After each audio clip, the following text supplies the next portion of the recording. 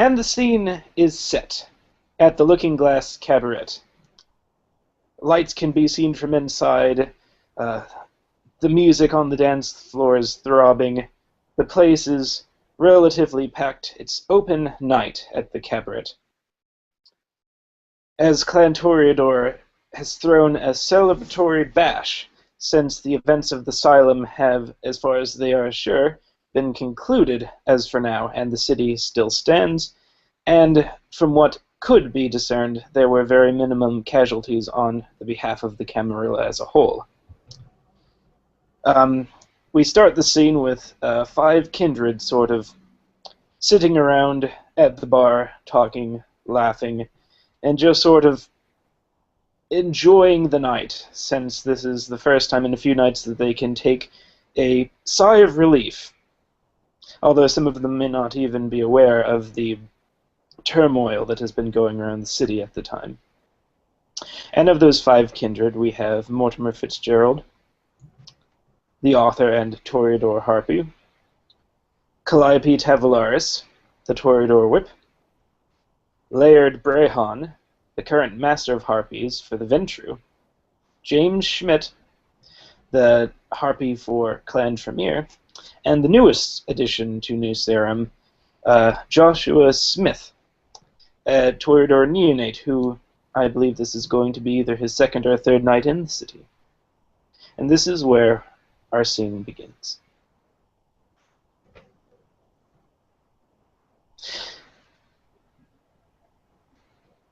Oh, man. So, guys, what's the first thing you're going to do now that this is all behind us? Sleep. Oh, man. I hear you on that. No, Morty. You don't hear me Jacob on that. and I already went out drinking, so I think that was enough for a Wednesday night. Larry's, of course, admonishing Mortimer a little bit. He's like, we were roommates, the nightmares and everything. I did my best, but sometimes, man, you kept me up, and I wasn't sleeping any as it was, just because everything was so tense. I'm glad it's at least got a comma in it if it's not over. I need like 2 days of just nothing, or nights of nothing, I guess. I do sincerely apologize for all that, but I did warn you that I had night terrors. Oh no, man. I mean, you're welcome anytime. Just make sure you handcuff yourself to something next time. That's yeah. All right.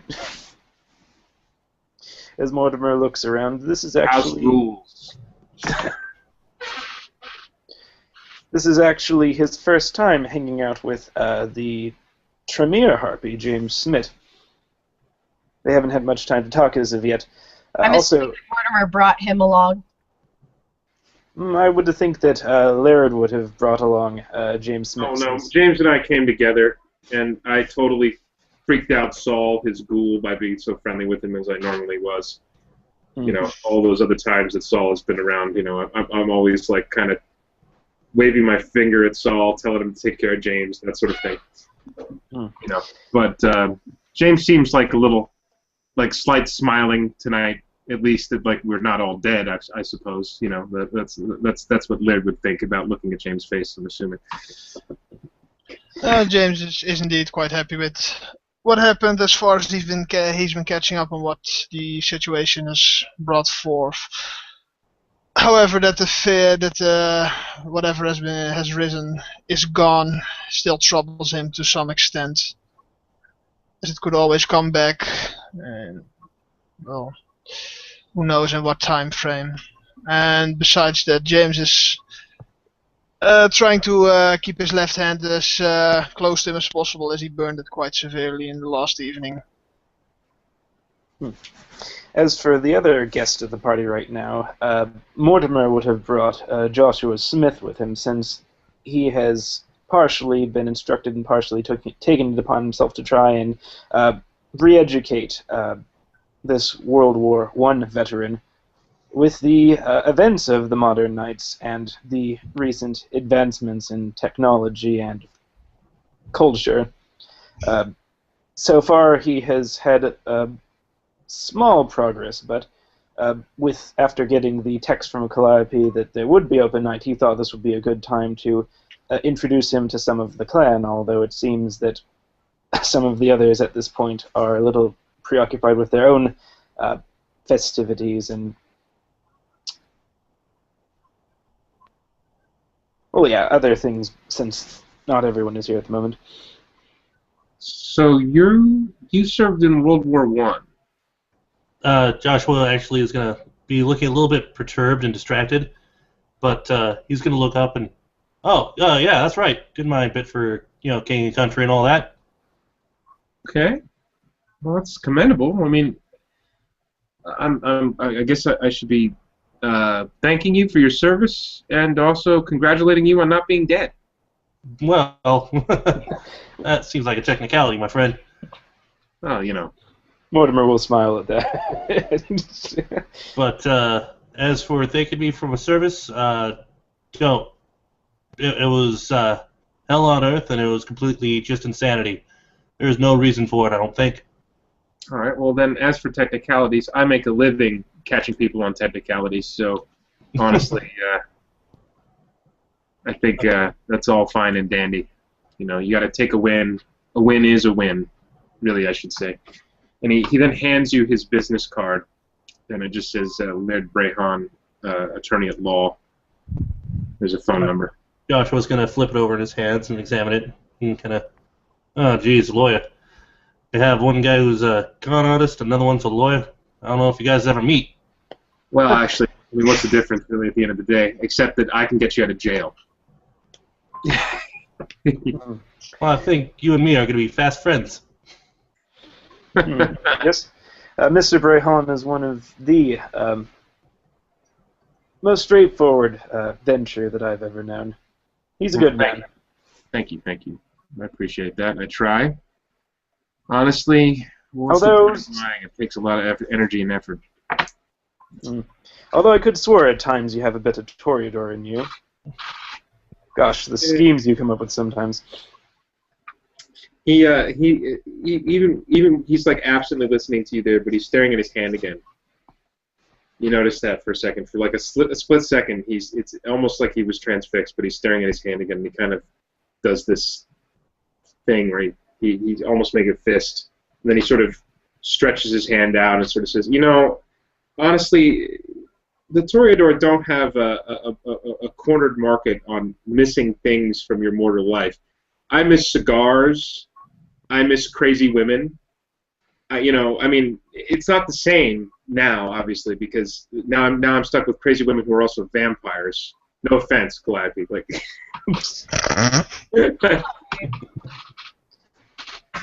I don't know. I miss gin. Gin was a pretty good time. Oh, yeah. The mention of gin is actually going to look a little wistfully into the air. Say, yeah, I think sometimes I would kill for a good scotch. Scotch, alcohol, all well and good, but you know what I miss? Bacon. Well, actually, yeah. Junk food, man. I miss junk food. Like, you can keep all the fancy crap. Like, filet mignon is good, but just, like, one decent slice of the most greasiest, like, streetcar pizza you can find. Like a New Yorker, man. Oh, God. Needs to come out with bacon-flavored blood. Well, how good? No, I'm pretty sure he's working on it. Mortimer. You should do like my sire used to do and just like walk around the grocery store and auspex things and sniff cheese and stuff. I think I would not be as successful as your sire, Kalliope. Remember, I lost. No, it's I freak out the kine enough with my presence as it is. The last thing I'd want to do is be mistaken for some sort of freak going around just looking and smelling groceries. Clean up on aisle 7, there's a freak. A freak roaming around. Clean up on aisle 7. Could be worse. Could be worse. Joshua was actually going to lean in to Mortimer, gonna say, so, Morty, just got a quick question for you. When the hell were you gonna tell me about the aliens? Aliens? Yeah, I was trying to catch up on everything that's been happening. I turned As on that he television. sort of glares at Calliope for a minute, thinking that this is... He looks around and is like, He's gonna actually look at Mortimer and be like, "Well, I'm trying to catch up on everything that's been I've missed in the past 95 or 98 years." And well, I was watching this History Channel. They were talking about the Germans. They had that Second World War. I was learning a little bit about that. Then the Nazis were talking with aliens, trying to get UFOs. Again, just slowly turns his head towards Calliope. Laird just like Laird brings his hands together like so, locking his fingers in joint, and puts his chin on his hands as he leans in so close, and he says, "Come on, Morty, tell us about the aliens." there's no way the Nazis could have advanced that far. I mean, think about it. They had technology that was like hiding the underside of the plane in stealth. And if you look at the shape of those B-2 bombers, it was awfully a lot like some of the other things that were carved on ancient Mayan pyramids. I mean, how else could they have gotten that far ahead? How else would they have gotten that far ahead into the bomb? Have you watched that Giorgio guy on that show? He's great. Don't listen to her. James will just completely give his attention to this conversation and raise an eyebrow and is, please tell me more. The third and James are having the same joke. Unfortunately, doesn't catch on to the joke, and he's just like, I'm just saying, Morty, I think that would have been pertinent information. As I say, it wasn't aliens, Mr. Smith. I'm quite certain that it was vampires, werewolves, or maybe even wizards, as he's thinking. You know, maybe it was aliens, after listening to 3 other reasons. Can you imagine Nazi werewolves? I'm pretty sure there are Nazi werewolves. Yeah. Chloe Brothers mentioned some very interesting tribes of the Lupines during a discussion we had earlier. Yes. Well, I can tell you one thing. Those Nazis seem like sons of bitches. Oh, they are, undoubtedly. Anyone with that big a chip on their shoulder cannot do anything good. You should see the modern day up and comers, the neo Nazis. Well, those are fine specimens, ripe candidates for the Darwin Awards. excuse me, the what? Well, the Darwin Awards. It's a prestigious award. They gave you a big turtle shell. Excellence in evolution. They're jesting with you, Mr. Smith.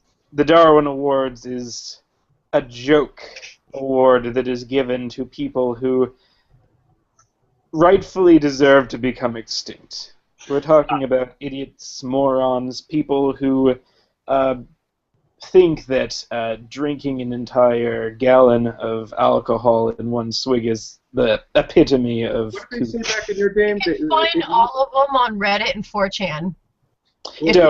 Do not go to those sites. Yes, indeed. Go to 4chan. That's a good one. The toilet bowl of the internet. But I want to use a World War I euphemism because Josh was here. I think it's they're maroons. Okay. But I keep hearing about this internet. Where do I find it? Can I buy one? He holds up a phone. It's all around you. Josh was actually going to hold up the old Nokia that he had received last night that is simply a push-button phone. Who do I call? And Laird grabs his phone and because he learned a little something from Kalliope once, and he types in a few numbers. You know, he's like transferring most of the numbers in his phone. He spends like the conversation is continuing. And he just sort of puts his finger up for a second when Josh was trying to like grab it from him. It's like, no, not yet. While he's giving him all the phone numbers he's going to need. Oh, much obliged. I'm a harpy, man. It's information business, as they say. Mm-hmm. Yep. It's a shame we couldn't get the rest of the harpies to come. It would be interesting to see Mr. Stitches at one of these parties. I think Megan will be here later. Laird says absently. Oh, excellent. I get to meet Mr. Stitches, and he can probably make me some things. Well, he's a nice enough chap, from what I can tell. He's Mr. a Stitches? genius. Laird sort of sighs, almost like he's in love with the clothes that Stitches makes. He's Wait, did he actually, or did Mortimer catch that Mr. Smith said that he was an idiot? No. He's a genius. The clothes, they're amazing. I was talking about the skinheads a minute ago. I was just thinking that I might have misheard what he said. No, the skinheads were the Maroons, who need the Darwin Awards for their excellence in evolution. Stitches is a genius. He deserves a Nobel Prize for bringing peace and love and prosperity through very fine suits. Well, I could definitely use a new suit. I'm thinking I might be looking a little bit out of date. I don't know. It has a nice, dignified feel to it, as Mortimer just sort of looks at him.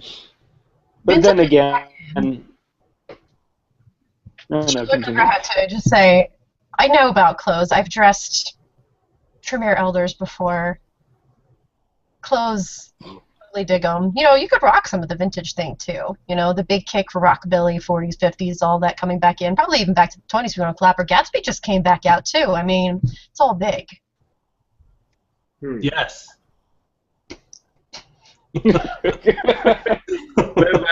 Yes, and then he says, you know what you really need? Go to Stitches and ask him to make you something reinforced out of leather. Something that'll help you take a hit. Practical sort of gentleman, I see. It'll look nice. It'll be, get some input from Calliope so that you don't look like a dunce. Have her go with you when you get measured up, and have her consult maybe on the design. But something that'll protect you a little bit from somebody's dukes, if you get what I'm saying. She'll look at him. Stand up, Mr. Smith. Mr. Smith does a nice little turn, and what you see is he's wearing a 1940 or 14 period suit, complete with coattails and the leather-soled shoes. About how tall is he and what kind of size and build? About 6 foot, 190 pounds. Okay, so she's looking at him. She goes over and says, okay, you're big enough to where you can wear a double-breasted jacket with this. Make sure that when you get the side of the shoulders out, you can actually function like this. If you're going for business casual, you should have about a 1/2 inch to a 1/4 inch of cuff on your shirt hanging through the rest of the jacket. The worst thing you can do, though, is have the pants be too damn long. You need to make sure they're tailored to about 1 inch right in the front and then about 1/2 inch above the base of your heel on whatever shoe you're going to wear. And I would go with laces rather than the folly up thing, because laces always look fancier and you can wear them up, wear them down, and just make sure your pants aren't too baggy. He says it's going to make you look shorter and it's going to make you look fatter. And let me tell you right now, they've got pleats in the front of these pants. You don't want to go with the pleats anyway. And she's kind of looking at the front side of it because, again, that makes your midsection look bulky, and you want to have this nice downward triangle for a masculine figure. See what I mean? Huh. So what the hell's a business casual? It's going to make you look good. It's going to make you look like $1 million. Okay.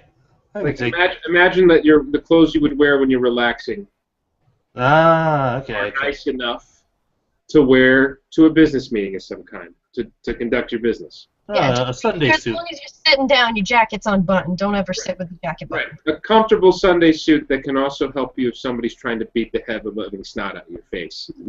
That's kind of what I'm getting at. From the vibe that I'm getting around these parts, I think that's something I'm going to need very shortly. I'd advise it. By the way, I don't want to intrude, but I've been through a thing or two, and I know when somebody's dodged a bullet. All y'all kind of look like you've dodged a bullet. Yeah, we don't want to... I don't know, do you think that we should fill him in with the events that transpired? I mean, this is... I usually fire the bullets, but that's just me. First off, if there was anyone in this room who could take all of us at once, it would be this fine young lady over here. She is obviously the warrior. I myself am no warrior. I'm a pretty, medium. like, waif thin. She's about, looks like me, my size and build, but cooler. About 6 feet tall with, like, 4-inch heels on and just, like, black cocktail evening gown, so. As James will attest, because he's been with me at a gun range. Not good with guns either. Again, I leave that to these two. He points at Kalliope and James. They are the ones that I would call experts in that scenario. But me personally, man, yeah, I dodge metaphorical bullets on a daily basis, I suppose. I dodge real ones and spinning sword axes and lunging to meet the monsters and everything else. Welcome to New Sarah. I think I'm going to fit just right in. It is certainly a place where an author can draw a myriad of inspiration. Laird sees Ariadne Quinn at the corner of his eye. It's been a while since he's seen her. He just sort of politely waves and smiles. I don't know exactly where we are yet. I didn't see the note. She walks into whatever room we are in. We are in the Looking Glass, okay, and makes her way over to the group, kind of people she recognized, for kind of smiling quietly. What are we doing? Yeah, so everybody? we're up in the one of the cabaret proper areas that is basically, if you were at the last Elysium, it's kind of where John's sitting. Like, so we're overlooking the rest of the humans, but so they're downstairs, like lingering, watching some basic show things. There's a little bit of a small upper rafter in the back where you can see things, and we're just kind of all chilling up there. So there's nobody on that level other than the kindred, but there are some mortals downstairs just interacting because I gotta make money. It's a Friday night. Right, I know that feelings. She comes in. She has glasses over her eyes still. I couldn't find my sunglasses because I kind of just jumped in suddenly, so no glasses right now. But she still has sunglasses in. She kind of She doesn't take a seat where in the circle they're talking, and she just kind of waves. Well, hello, everybody. I just thought I would visit. Oh, good evening. Welcome to Open Night. I don't believe that we've been introduced yet. My name's Mortimer Fitzgerald, Harpy of Clan Toreador, as you'll extend a friendly handshake to her. There it says, Morty, this is Ariadne. Ariadne, this is Morty. Actually, you guys narrowly missed each other at the Looking Glass a ways back. Ari and go, Ari, you want a drink? There won't be any weed in it. As all of a sudden he's like, wait a minute, I do recognize you. You were at that party. Oh my gosh. Very sorry, but I don't really remember you. But it's nice to meet you. No, I'm fine, Kalliope. I've already eaten. I will say, well, then I'll go get one for myself then. All right. Okay. Laird kind of leans in and he says, well, it's nice to see you. You know, last time around I kind of had to move you over to Kalliope to get you away from Javier. It was a little bit of a mess, and I saw you weren't, you know, your faculties were a bit compromised, so it's just nice to see you. Oh. The moment... Oh, sorry. No, go ahead. The moment Laird starts about Javier, you can see the people who see James, you can see that he is visibly annoyed and grits his teeth. The mention of just a name. Yeah. Mortimer will pick up on that. Ari will look around a bit to see if any mortals are really able to see her face and things like that. No, this is like all Kindred Corner right now. Okay. She'll go ahead and take her glasses off. When she takes her glasses off, her eyes are red and glowing permanently. And she'll take her glasses, put them in her purse, and take a seat down, just kind of awkwardly sitting there, not really mentioning anything. Laird's looking at her and goes, there's something different about you. As Mortimer is fascinated by this too. Sarcastically, he kind of says. That is new. Joshua was actually just going to lean towards Mortimer. Morty? Yep. Is that something normal that we do? Well, as normal as anything about our condition could be called. I mean, some people have glowing eyes. I mean, I freak out mortals just by talking to them. And Mr. Brahon has a very specific diet that he must adhere to. Yep, Atkins diet. Fantastic. Just making sure that I wasn't staring at one of them aliens. This open conversation is obviously making her uncomfortable. She kind of shuffles around for her glasses again, and puts them back on. Sorry about that. No, it's cool. Yeah, Laird and Mortimer are both sort of saying, no, you don't need to apologize. Leave the glasses off. They're not judging her at all. They don't care. They really could care less. But Laird does lean back over to James for a second, and he says, "Buck up, buddy. We'll get Javier. We'll get him." What's going on with Javier? Yeah, what is going on with Mr. Rojas? Well, why are we getting him? It's more. That's a long, complicated story. It's not. Look, don't read into those words, okay? Don't read into those words. It's nothing. It's nothing. And he then kind of quickly swaps back to the gentleman who's new to town, or I guess new to the era, and he says, "Okay, so let's look over things that you don't know about. Television." Well, we know he knows about television, thanks to... I was talking to some of the fellas last night. They told me about it. I figured that was with a big box sitting inside my hotel room. Okay, that's good. All right. You definitely I still don't know what this internet is, or Google, or also wondering I want to. Is the president a darky? No. This conversational James just rubbing his temples at this horribly out of touch individual in their midst. As Mortimer will say, yes, and we don't use that terminology anymore for African Americans. Oh, noted. Apologies. Yeah, in 1964 there was a little thing, the Civil Rights Movement. You can read up on that when we get you up on Google. We'll sort you out. Then he kind of walks over. I guess he sees the two Nosferatu gentlemen kind of like swaggering their way in. Of course, Laird had just recently seen Mr. Voltaire privately, and he's smiling at him, Laird, Carl, my good man. So good to see you. It's been too long. And he shakes Carl's hand, kindly. So who's your friend?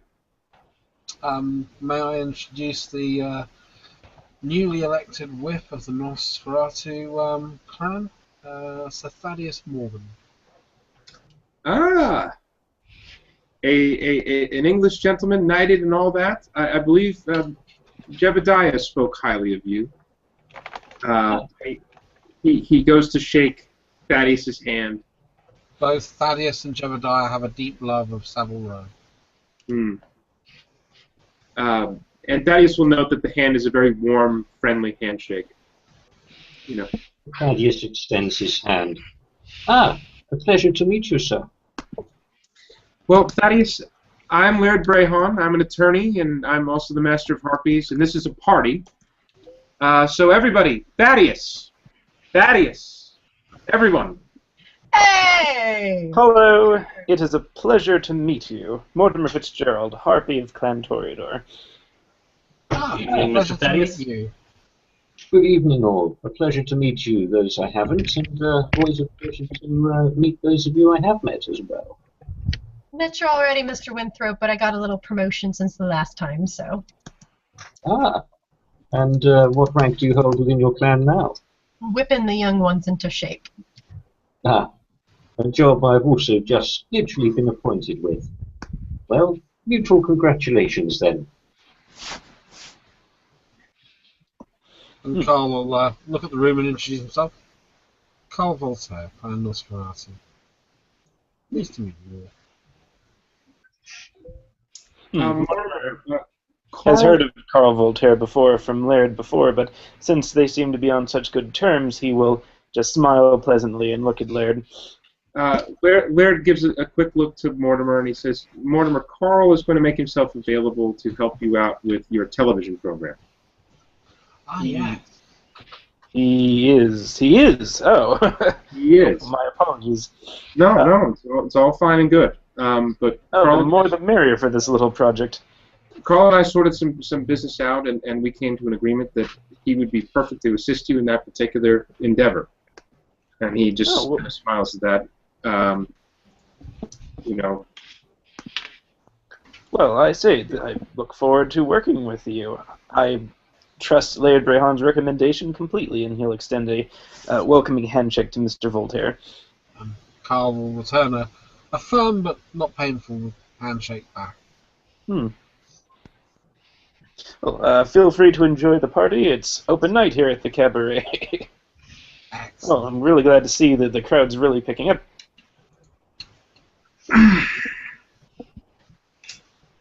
Joshua was actually going to take this chance to break away from Mortimer and actually approach Mr. James Schmidt. Is it Schmidt? Yep. And introduce himself. I think this would be a good time to split this party into several groups, so that way when one conversation is done, we can move to the others then. Okay. All right then. So, please continue. It's fine with me.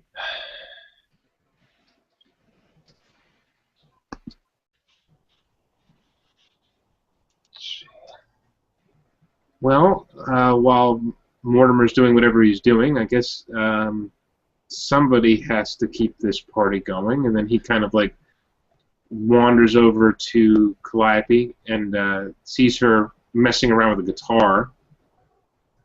So what you got there? Well, I'm a pianist, not a guitarist, but you know. Go on. I'm listening. Just puddling around with stuff, and looks over at the Nosferatu's like, brought a tin whistle too. She's, the last time we had an open mic night here, Anna sung a song about how it was miserable to be a fledgling. Mr. Crown sung the Rainbow Connection. There was another Tremere who did a duet in Spanish with someone else. We had Crown is not allowed to sing ever again. Mr. Crown did a really good job. Did he really? He did a really good job. I was just making a joke, but I just can't imagine. I can't picture it. He's just so stoic, I mean, he's a nice guy. And then we debated whether or not we wanted to do show tunes for the rest of the night, and everyone drank a whole lot of Stan's Hope brew, and it was a fantastic evening. I am never going to let it... And Mr. Stanhope even did a dramatic, poetic reading, since he didn't want to get up and sing, but he did do a very dramatic reading that made all the rest of the kindred go, oh, that accent. There should be Stanhope reading books on tapes. I think he could make some extra cash doing that.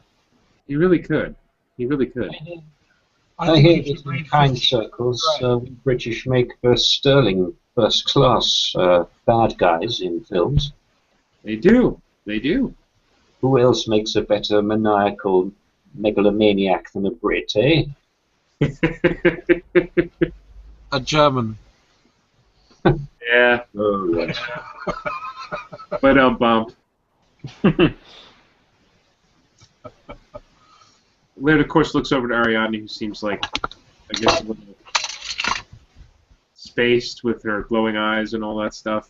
Oh, she has them covered back up. Regardless of what she said, she still hides them now. She's properly conscious about it. He might not understand how it happened either, but she just doesn't say anything now. And she just kind of, she's like a little bit spaced out, just kind of looking at things. Laird goes from behind the bar and he's like, "Do you need anything? Drink, mayhaps, or?" No, I just kind of came to visit for a bit, just seeing what's happening. I've been keeping to myself lately. Anything exciting? Oh, there's been a lot of things. There's been things inside of things. There's been things on things on things. I would think, you know. And he looks over to Mortimer while saying that out loud, and then to James. You know. But honestly, like, you know, we're here tonight to celebrate the fact that nothing is going on for a change. No, I would like to be caught up. What's going on? What was going on that's not going on anymore? Oh boy. Yeah, Poddy's not going on anymore. Yeah, that's true. That is true, unfortunately for him. What happened to him? He was a plague bearer. He was spreading HIV. It was all very unpleasant, but fortunately it's over with now. Yeah, you know. I was there when he tried to escape after we figured out what was going on with him. The prince had him executed. It was the right decision. Do you want to roll lies? Do you want to roll lies for the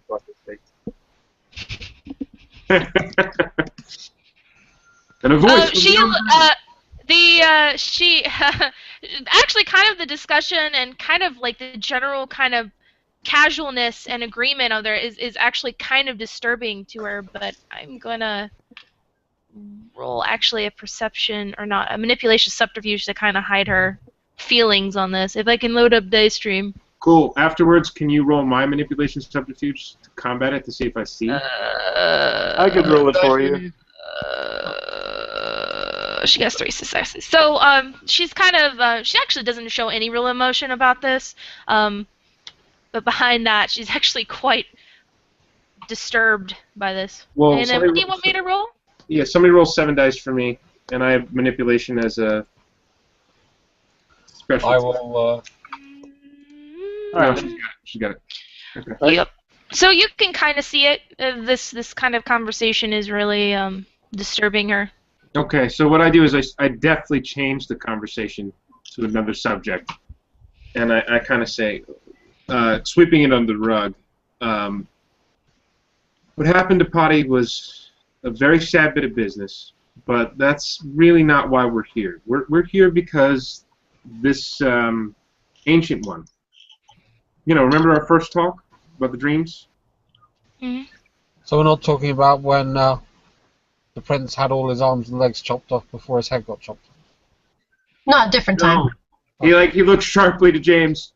Tactfully, we are not talking about that, James. Or sorry, I'm sorry, Carl.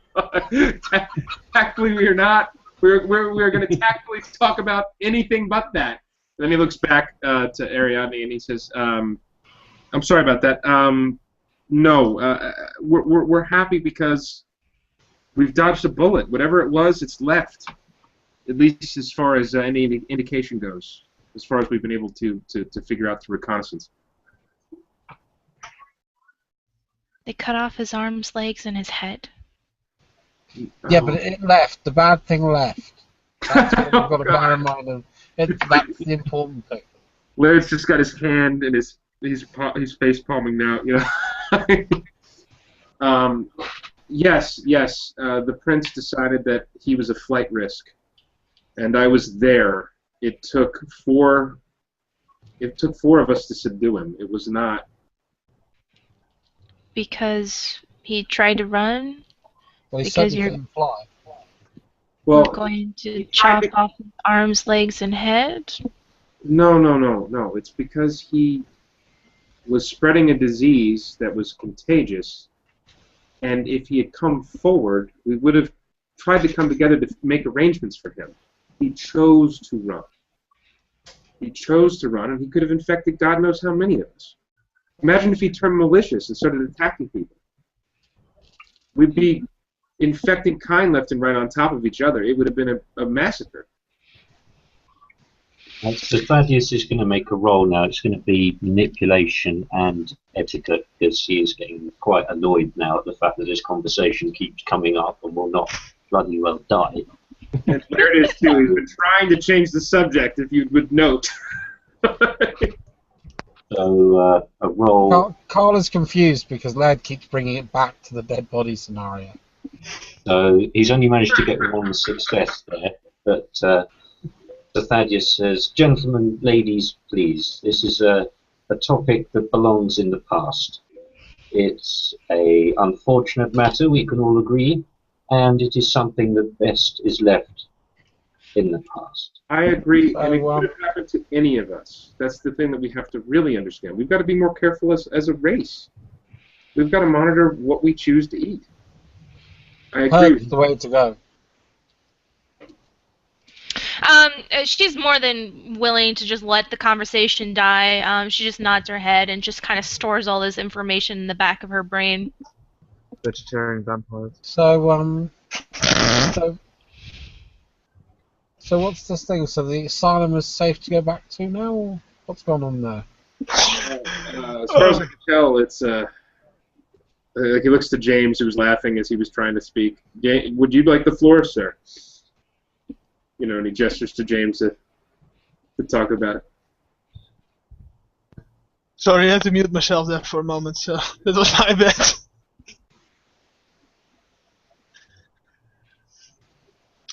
No, it seems that Steve was approaching me. Sorry for interrupting the conversation. Yeah, so Joshua approaches James. Yeah, picking up on the conversation that was left behind him just a little bit. Then approaches and extends a hand to him. Joshua Smith, nice to meet you. I heard your name's James Schmidt, right? Yeah, James smiles just a bit at the name. It's the initials, it should be the same. And he extends he takes the hand of Joshua and just shakes it.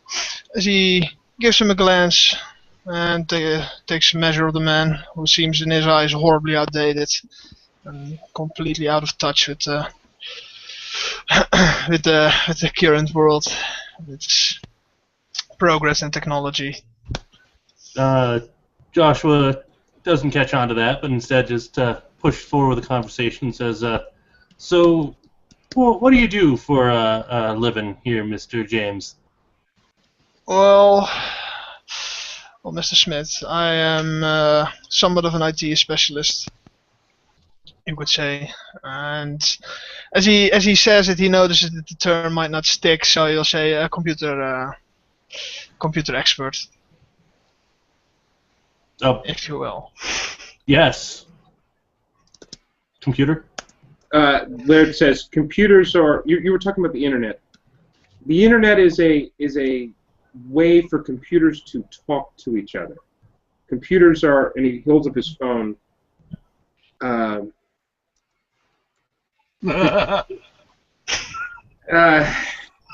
don't know, James. Do you want to take this? Like, let it sort of like. You realize the secret love boat. Joshua actually says, I thought you told me that was a telephone. Well, in your phone is a computer, but there are other things that have computers too. Computers. Mr. Smith, what year are you most comfortable with? Well, last I knew it was 1916, so... Fantastic. So, let's just put it into terms that are probably a bit more readily accessible. The internet is like having a large library at your fingertips, fully referenced and available for you to look up information at any point. It's done by using a search, so like picking the right card out of a card box to reference you to the particular book you're looking for. Now, that is the first thing that's made sense in a while to me. And Yes. this internet sounds like a fantastic thing. Yes, and also, but you can watch people having sex on it. Oh, He looks openly shocked at that. Josh was just like, do they know about it? I should say Sometimes.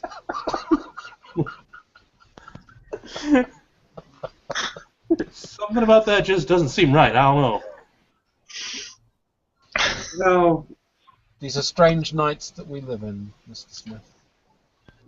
Yes, I'm starting to understand that. When I first arrived in this city and I was seeking out Mr. Mortimer over there, I noticed just about every mortal was looking at their phone. They looked transfixed.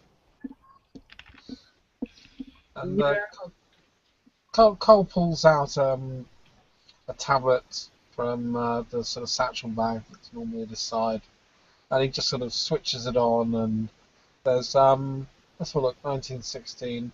I know. Archduke Ferdinand, and he types in Archduke Ferdinand, and up comes a picture of Archduke Ferdinand and a little bit of history and about his death in Sarajevo at the hands of the Black Hand, etc., etc., etc. And then there's other links and references to the First World War and other events that would be fairly timely in his particular time frame.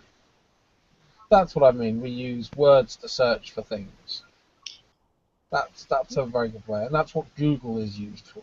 Google is an engine that I can put in a word, and it will go and search for references that meet that word or that sentence that I put it.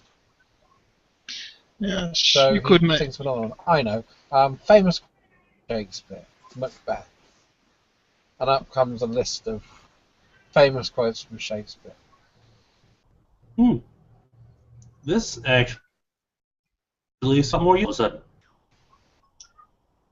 Do you mind if I take your phone or computer or? Yes, I Yes. do. Because otherwise, sorry, you'll have to get your own. But that's an example of how it works. I'm sure we can get you something at a very reasonable price. Yeah, under $500. $500. You Jeez, must that's a lot of understand. You must understand. Inflation has gone up in the years that you have been out for the count. The dollar isn't worth what it used to be, and Actually, it's worth a heck of a lot more than it was in the 30s. well, that's true too. But I think this is just making the situation more complicated. Thaddeus does a bit of a mental calculation. Says, well, $500 of today's currency, I estimate, given stock prices, is probably somewhere in the region of about $150 to $200 of 1916 currency. Oh. Okay, that seems a lot more reasonable. Still kind of expensive. Carl has actually very good finances, and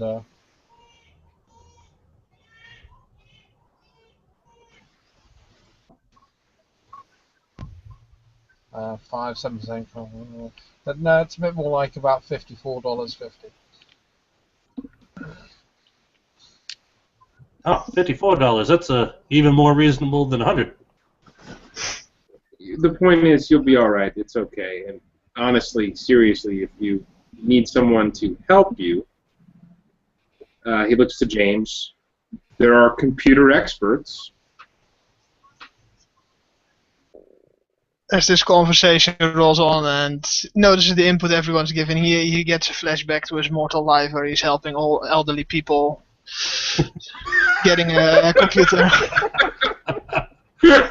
And the horror that went with it. He just produces his card, and as he hands it to Mr. Smith, he says, if you need any help on computer-related materials or with phones or anything, please do. Well, give me a call. I noticed you had a telephone, a bit of an older one, and he hands you over his card. Well, thank you very much, Mr. Smith. So, can you roll perception, empathy, 5 dice for me? Sure. I'm going to look at you, and I'm going to see if I catch you shivering a little bit before you do all that, like as if you were shaking off that horrible vision. You should have 3 successes, so you should see it. Yeah. Mortimer is going to look fascinatingly at James Smith for a moment as he sees the transaction, and then just sort of smiles. He didn't do an empathy or anything. This is the first time he's met a Tremere before, and they're not at all from what he's seen from James Smith, what he was told by his sire. But if you wish things explained to you in a manner that maybe a little bit more understandable, you're welcome to get in contact. He just hands you a card, and all it says on it, on this sort of like just off ivory coloured card and nicely embossed print, is Death Head Investigations. As we do this last one, James will search for Joshua Schmidt to see if he can find anything on the battalion or anything, or any list, something published by now. So I would require some admin. See if there's anything actually on that. If he was registered in the war, he probably could have been listed as missing in action or killed in action, or missing in action, presumed dead. So yeah, with all the successes, you probably found him in there. I'm assuming. At least four of them. It's just a bit for to give him an understanding on the. Yeah, as James types away on his own tablet, he quickly will show it to Joshua, and he will show. I'm assuming that Joshua disappeared during the war. I'm not one of the people who approved his sheet. Joshua was actually going to look at the tablet and go, "Oh yeah, missing in action. Kind of assumed that. Oh, holy hell! Looks like a lot of the guys in my battalion didn't make it." Oh, sorry to hear about that, Mademoiselle. Put a hand on his shoulder. I don't know why that bothers me. I mean, it's been 98 years. I'm assuming all of them are dead already, but Well, you interesting emotion fighting there. a battle, you hope that your friends make it. It's understandable. This is new information for you. He politely nods and hands the tablet back to Deathhead. Oh, no, Mortimer no, will no, say, No, no. Mr. Smith, I think this is yours. Yes, thank you very much, Mr. Voltaire. Mortimer will look at Always a good thing. Joshua and say, "No, it's a good thing that you feel this way. It shows that those friends meant a lot to you." Well, yeah, they're. Joshua just looks at Lad and goes, "You were right." Lad's laughing, and it's like he's laughing at the funniest joke he's ever heard. You know, like that is the it's such an infectious laugh that even Joshua has to laugh just a little bit with him, even though he has no idea what the fuck they're laughing about. He's gonna go along with it, just kind of ride the emotion out, and okay. Sometimes it's just contagious. The laughter. Oh, So, sorry to change the subject, but you were talking about the asylum. Oh, yes. What happened? Well, do you want me to go down the bullet point list of crazy? Hold on. Mind if I take a shot at it? Oh, yeah, I would love it. I would love to hear a master storyteller go down the The bullet. second Joshua hears this, he's actually going to pull out a paper and pencil. All right, so this is what I've been able to gather so far. And of my sources, I'd like to put to the record that this is information that I've acquired from Mr. Brayholland and our beloved hostess, Kalliope Travelers. So, basically, a bunch of dreams started affecting people of Clan Malkavian and who had particularly sensitive dreams. Upon investigating the asylum, which seemed to be the epicenter of all of these dreams, it was discovered that one Dr. Mogans was trying to awaken a Methuselah who was buried deep beneath the asylum. We are unsure of yet whether or not the Sabbat had a hand in this, because several members of a cult known as the Sons of Zeus were also being housed within the asylum. Actually, you can actually add that the Sabbat is almost very definitely involved with this, because we do know that a as yet unnamed Malkavian anti-tribute, working with one Apollo of Corinth, turned the Black Rose Killer, an inmate of the asylum who was pursuing vampires for personal reasons, into a Malkavian himself and set him loose in the city. Ah, okay then. Okay, yeah, I forgot about the Black Rose Killer. Yeah, because serial killers are for everybody. All right then. So after accounting that the Sabbat had a hand in this, and that these Sons of Zeus were tied in with that, he will say that an assault was made on the asylum using Dragonstone security guards, and that ended up turning into somewhat of a disaster, as he looks regrettingly later. So another attempt was made many nights later by Miss Tavalaris, the Bruja Primogen, and the Malkavian Primogen, in which the Bruja Primogen went into torpor and Miss Kalliope selflessly dragged him out in his torpor state while Mr. Highcall was left behind. And the creature awoke. Did someone mention the torpor state? Say what? Did anyone tell you about the Out torpor of character, state? did someone tell you that in character? Oh, right. I could have sworn. Did you tell me that in character? She just said she dipped and never mentioned anything about him. She said, I ran faster than him. Oh, crap. Never mind, then. Sorry about that. I don't know what happened to him. Oh, in that case, then the Bruja Primogen is still missing, and Highcall was reported to have made out of the asylum by the prince. Sorry about that, folks. No, it's okay. While he's talking about this, can somebody roll 5 dice for me for perception empathy, looking at Ariadne Quinn, to see if, especially around like the beginning of the conversation when he was correcting the things about the Black Rose Killer, if he sees anything. Okay. That was oh, you got it. 3 successes. You should have stuck with mine. I gave you 5, but that's fine.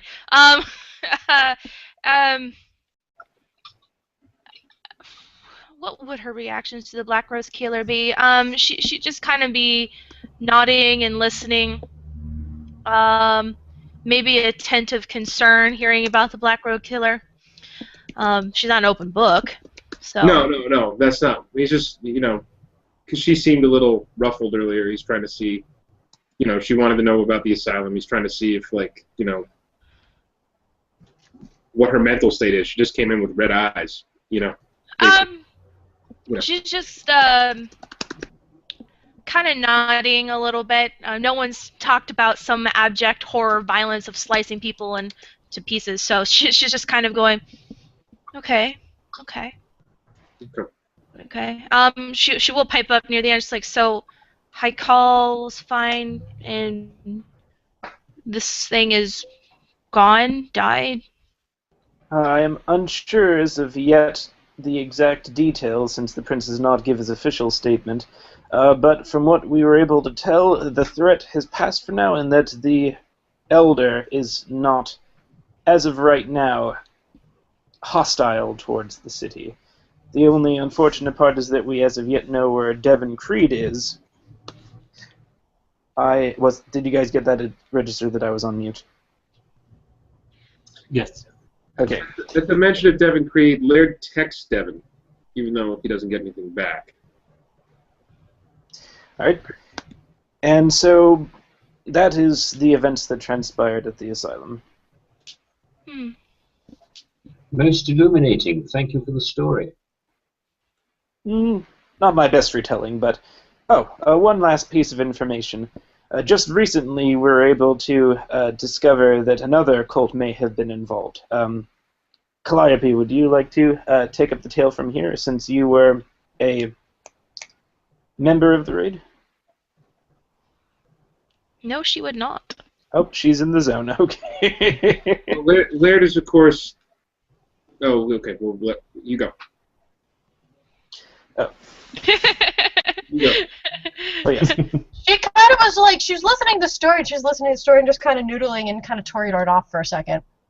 Oh, it's all cool. It's cool. Well, Laird adds one note. He says, we did learn something else that, since we're all here, and, I'm a master of harpies, right? I guess it's my official duty to tell you, all of you.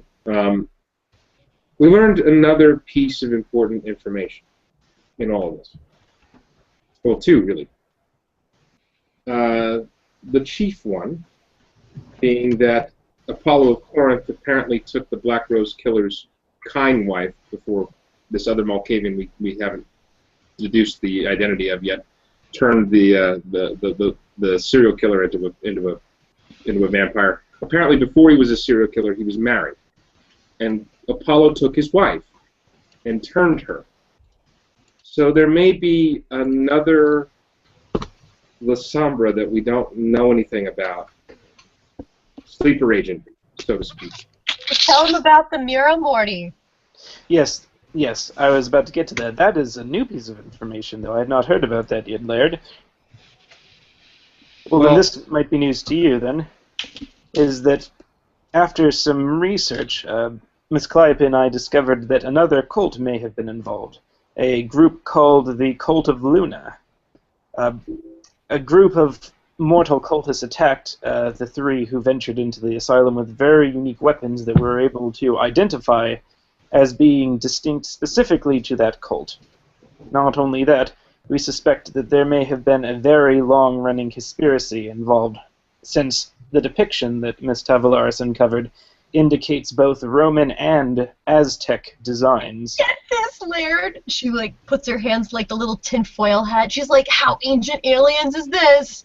So, Cult of Luna, ancient Aztec and Roman influence. Diana was the Roman goddess of the moon, whose other name was Artemis because I did her in 5th grade in a play, and Artemis is the sister of Apollo.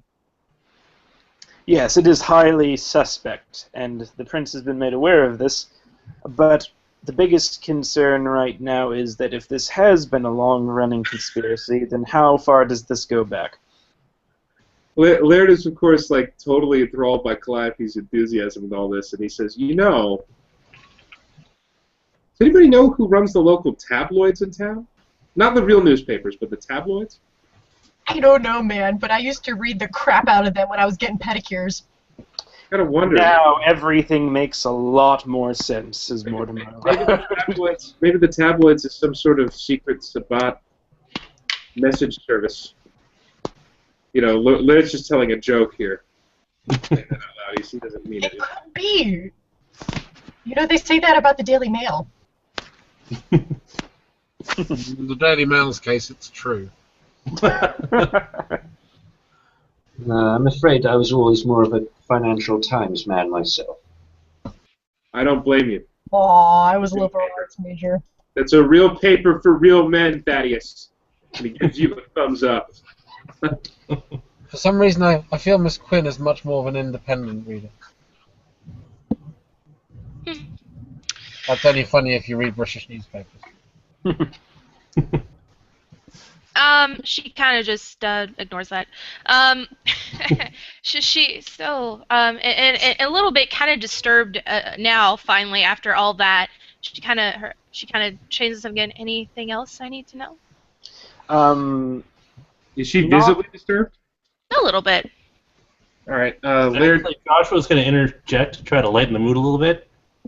He's all, I don't know, Morty. You might want to tell her about the aliens too. Oh God, Mortimer was going to make the same role Laird was, but after that it just sort of takes the wind out of his sails as he again glares at Kalliope and just sort of, you did this! Laird, of course, sees the concern, and he just sort of leans in and he's like, is everything alright?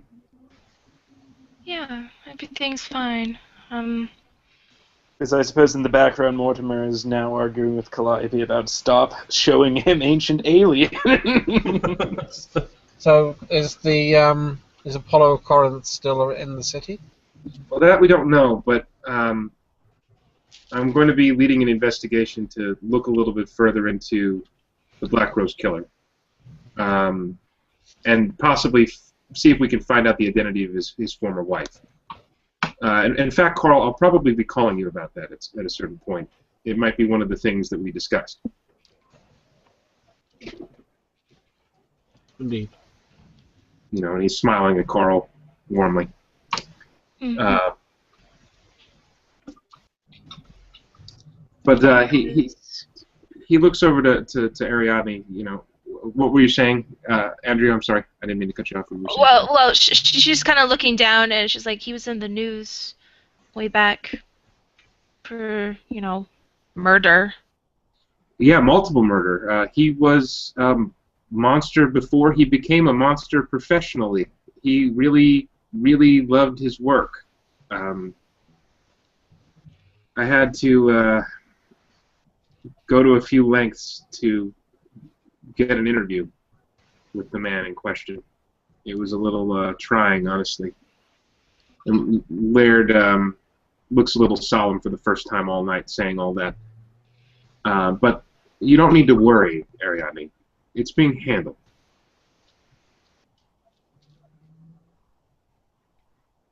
Okay. One more perception empathy roll just to see if she's really like responding or not. No, You know? she's not. You don't even have to roll. No. Okay. No. Not at all. No. No. She's just kind of off in her own little head, huh? No. Okay. Anything else? Can somebody roll for me? We'll say I'm gonna roll carousal. It's a joke telling roll.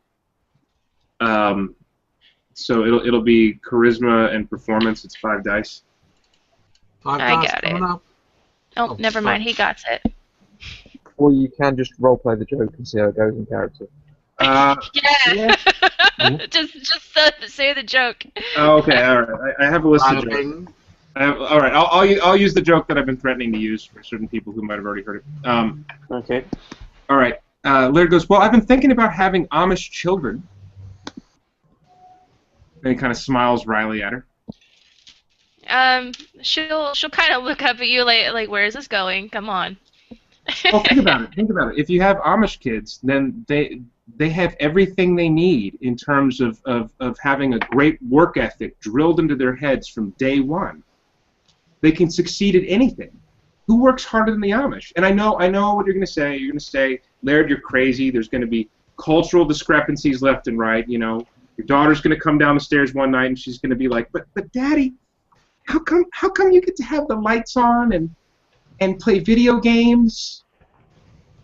You know, and I'm going to have to be a tough, loving dad and just say, that's because you're Amish, sweetie. That's what you believe in. Now you got to go to bed so you can get up early and harvest my breakfast. That butter ain't going to churn itself. That's a horrible joke. That is probably the worst joke I've ever heard. I have a Joshua, joke. hearing that there's jokes abound, this is a little quirk of his. He likes bad jokes. He's going to break in. He's going to look directly to Ariana and be like, very sincerely, Ariana, have you heard about the midget psychic who just committed murder? No. Yeah, he's a small medium at large. Oh my god. You can call me that was a good bad joke. That was impressive. Yeah, when he's mentioning all the kids and this and that and having a kid for the Amish stuff, Calliope's just like grabs her booze. In terms of bad jokes, it's one I heard back in Blighty, but I think it might amuse. There was a chieftain. He lived on an island in the middle of the Polynesian Sea, and he'd done such a great job for about 20, 30 years that his tribe decided to build him a new hut on top of the hill. And they decided that they would make it out of glass, so he could see all of his terrain and his dominion. So they built this magnificent hut out of glass, and they hauled his giant wooden throne up to the hill and put it in the middle of his hut. And they presented it to the prince, and he was thrilled. He loved it. But he pointed out to the chief engineer there was one slight problem. The problem was that unfortunately, with the throne there, he couldn't move around his place. So the chief engineer thought for a moment, and he came up with a clever idea of pulleys, so that the prince, when he wanted to move around, he could simply winch up the throne and walk around underneath it. So he did that one day, shortly after the winch was installed, and with the resounding crack, the winch, all the glass broke, and he was crushed by his own throne. And the moral of this story is that people who live in glass houses shouldn't stow thrones.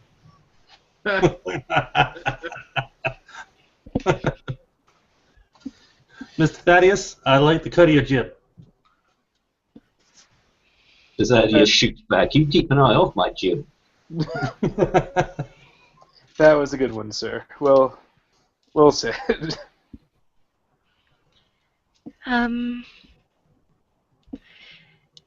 anything else that I need to know? And she starts looking at her watch a bit. Oh, he says, oh, I thought you were talking about any more bad jokes.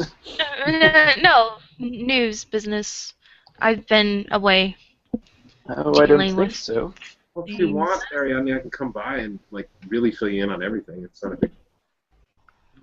If you want. It doesn't matter. I've been staying away from my businesses lately.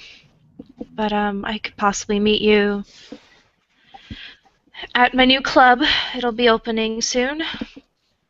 Okay. Oh, interesting. What's your new club called? I'm calling it Omega.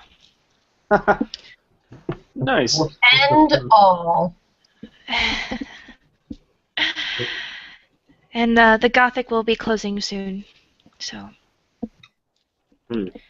get your thrills in while you still can. It's going to be turned into a children's center after I'm done with it.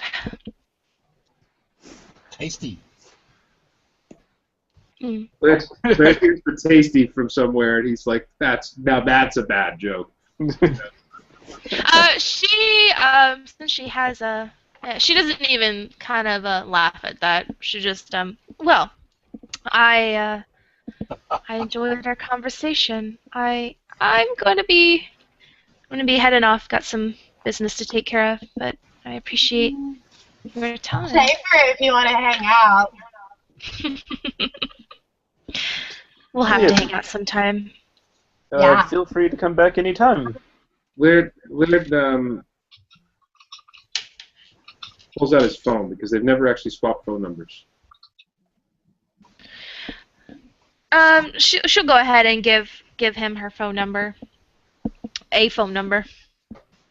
Yeah, but I mean, it's a number to get a hold of you to meet up. Yeah, yeah, that's right. He looks a little concerned for you. You know, not the eyes. That's not what bothers him. You know, but just like your general. You know, if you wanted to roll perception empathy, you could. You know.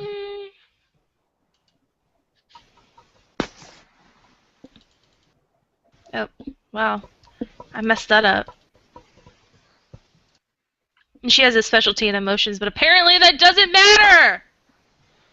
She failed! So she doesn't say anything. She's like, here's my number. She's totally oblivious. Kind of looking at her, and Carl's blowing through his pipe. Voltaire fasting with a fruit up his arse. Right. Well, anyway, he just sort of, you know, like ends the conversation with her as pleasantly as possible, even though she's totally not seeing the fact that he looks a little concerned for her. And then to the admins at large, do we see a very drunk British foppish boy coming in to vomit all over the place? Is that going to happen? Is that why you're here, Aaron? I just want to know out of character. I really want to know. This is definitely jumping head and first into the realm of mess. And I'm not going to comment. Oh. Can I just say I love the word foppish. There is, however, a giant bunny suit jumping outside the club, up and down. I believe I'll say it's charging. It's Jonathan's last hurrah. Jonathan already left. No, that's his animal form. It's his final form. I'll look over at Carl and be like, you want to go or you want me to go? And she'll say, you know, we had this tradition at the cabaret a while ago when everyone would come in, and it kind of came off the tradition that the Nosferatu had share stories, or they would share tales, or they would share art or music or something that had pertinence to artistic value other than just the asinine bullshit that happens in the town and politics. If you like politics, sorry, but something to get your mind off of the more macabre that's going on. Oh, I know And this there was tradition. no judgment. There was no grading people's performance better than the other. There was simply sharing of arts and sharing of time and sharing of things that were worth interacting with other people on.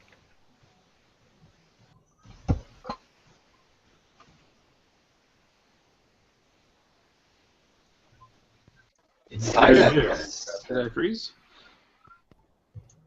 Maybe unfroze. So she'll look over at Carl and be like, "How long you been playing that?" Long enough to be bad. That's perfect, though. You know, they say Jean-Luc Picard kept playing that over and over again, and he never got any good at it. Josh was going to wonder who this Jean-Luc Frenchman is and why everyone seems to know who he is.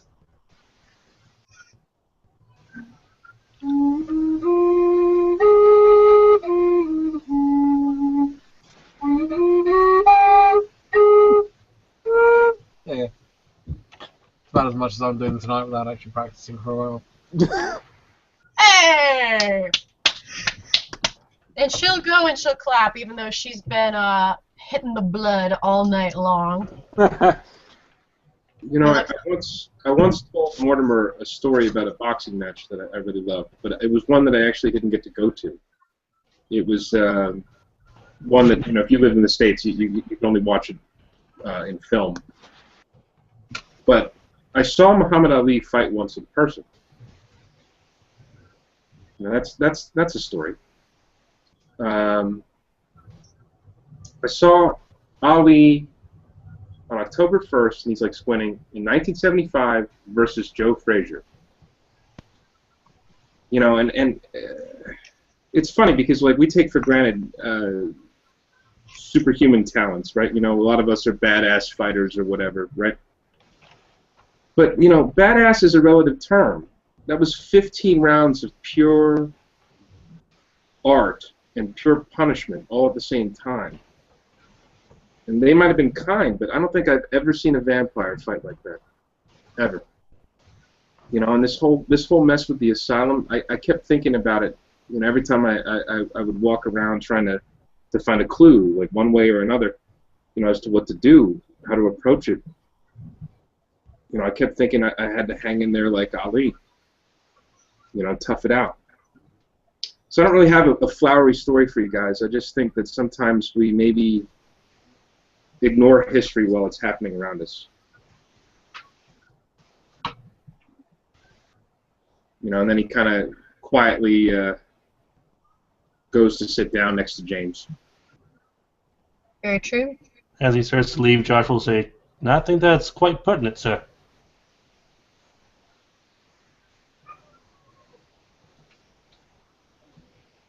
If no one else has anything to share, I could regale you all with a tale of my life. I would love to hear about something from your life, too. Okay. Well, I think I'll tell you a redeeming quality of the war. There's not many of those, and heavens know I lost my faith in humanity quite early on into that mess. But it was actually right before the Battle of Verdun. Looked like the Huns had us exactly where they wanted us, and everything just was looking pretty grim. There was another Smith there, but this was a British fella. He definitely was starting to get a little bit of the shell shock. I could tell because of the twitch in his face, and I knew that he was probably going to crack soon. The guys in the trench, we all spent some time trying to cheer him up and keep his morale, but it wasn't doing much good. Well, one night we have this officer come in. He says that we have to go down and go get some barbed wire to show that we did a perimeter check, which would require us to crawl out of this trench into no man's land. Of course, we all said yes, sir, saluted very sharply, and waited for him to leave. And that's when Mr. Smith pulled out some jerry wire he had stolen the last time we'd been up on the no man's land. A nice little neat roll. Pulled out about 6 inches of it, clipped it off. We gave that to the officer to prove that we had gone out of the trench. Nudge, nudge. But later that night, things were looking pretty quiet. We thought maybe old Jerry had gotten tired of shelling. And that's when suddenly a brick came flying over into our side of the trenches. I'll tell you, he never heard a bunch of fellas scream so much because we all figured it was a Jerry hand grenade.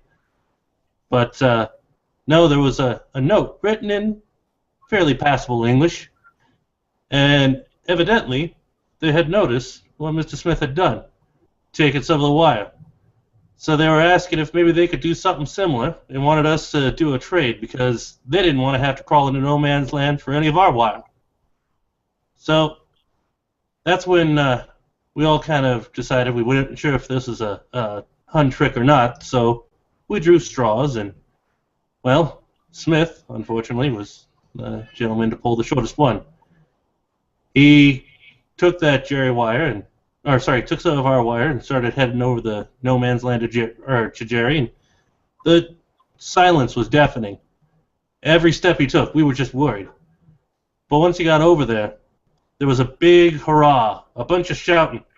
Those Jerrys took that wire, and he came over with not only 2 cartons of cigarettes, but they also handed him a full beer. For a while, we thought maybe Jerry was all right, but I'll tell you what, for the first time in a while, it kind of felt like we're all, human. I actually kind of relate to that story to a certain degree.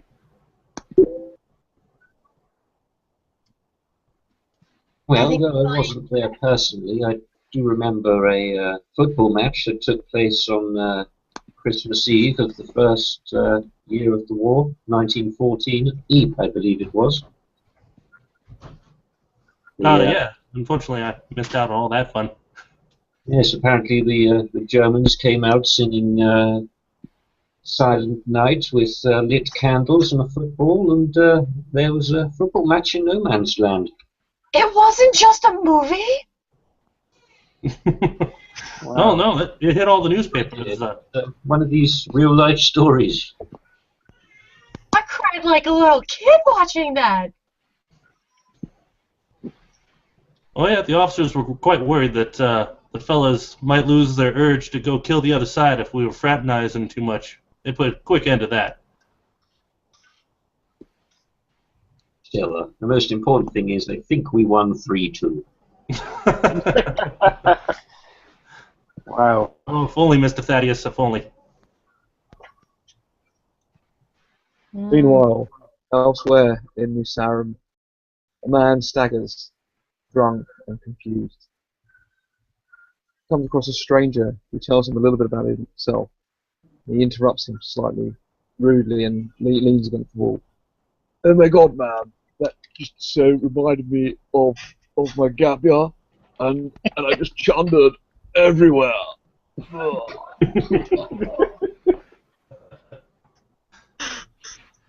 I was waiting for that. I've been waiting for that since you came in the room. Music to my ears. Hey, it's while they're waiting around, she'll say, well, we were doing things that pertain to now, right? Yeah? Yeah. Yeah. So I don't play guitar. I'm a piano player, but I piddle. She looks over at Laird. You piddle too? Oh. Well, I used to play a mean guitar. Oh, I don't play a mean guitar. I play piddle. stock market. Yeah, so we'll play around a little bit with stuff and see how it goes. Red lips, pale face, breathing in snowflakes, bird loves sour taste. Lights gone, days end, struggling to make amends, long nights, strange men. And they say she's in the class 18, stuck in her daydreams. Been this way since embracing, but lately her face seems slowly sinking, wasting, crumbling like pastries. And she screams, the worst things in life come free to us, 'cause we're just under the upper hand. He'll go mad for a couple grams, and she don't wanna go outside tonight. And in a pipe he flies to the motherland, becomes another man. It's too cold outside for angels to fly. Angels to fly. Angels to fly. Angels to die. And she just kind of like come out of a little like zone of just zoning into it and not paying attention to anyone, and just kind of like wait back up and go, like snap up like she just came back out of something. Then unfortunately, Mr. Joshua is just to be transfixed. Bravo, bellissimo. If anyone's half perceptive, they can probably roll something on the lyrics to see if it pertained to anything in. Oh, Mortimer's so rolling for this. Mortimer's probably fucking rolling, isn't he? Yeah, yeah. What's the roll again? Perception, empathy. If someone can roll 5 dice for me.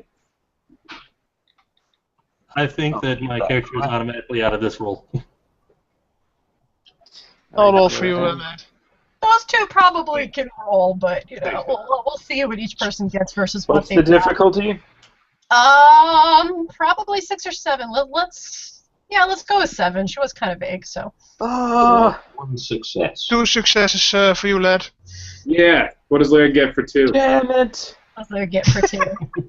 He watches. So she's obviously kind of telling a story set of a kindred going back and forth and like lunging out against, you know. My God, did everyone botch this roll for empathy? Not there. You're interrupting it. Yeah, and she'll go out and she was going back and forth talking about how she's been drifting in and out of a daydream, this and that, and then the other gentleman and him being involved with drugs and being someone else, and you know. And the angel not being able to fly anymore, so The word angel in the lyrics sticks out to Laird. Probably should. Damn it! I wanted to have this moment, All Laird. Alright. Somebody roll intelligence. Curse you, dice. Investigation for me, it'd be 6 dice. No specializations. Thank you, Dolph. Don't know the DC, but I would assume it's 6 or 7 as well. Yeah, so I get 1 success. Probably sounds like it's coming from real life experience, and you know how artists will put their frustration into song and leave it sort of vague enough to relate to other people, but it really relates to them. So. He doesn't have eidetic memory, so the way I'm going to roleplay this is, hey, Angel, that's really familiar. I got to think about that, you know, and because he's had conversations in the past where this literally was brought up multiple times. But he sort of remembers Stanshope telling that story about being rescued by an angel when he was turned into a mortal. You know, that fantastical fable-like tale that he sort of half believed, you know. He really thought it was Stanshope talking out of his ass, really, but he kind of is like squinting a little bit at that, and then sort of shakes it up. Really? Maybe? Yes? No? In his head.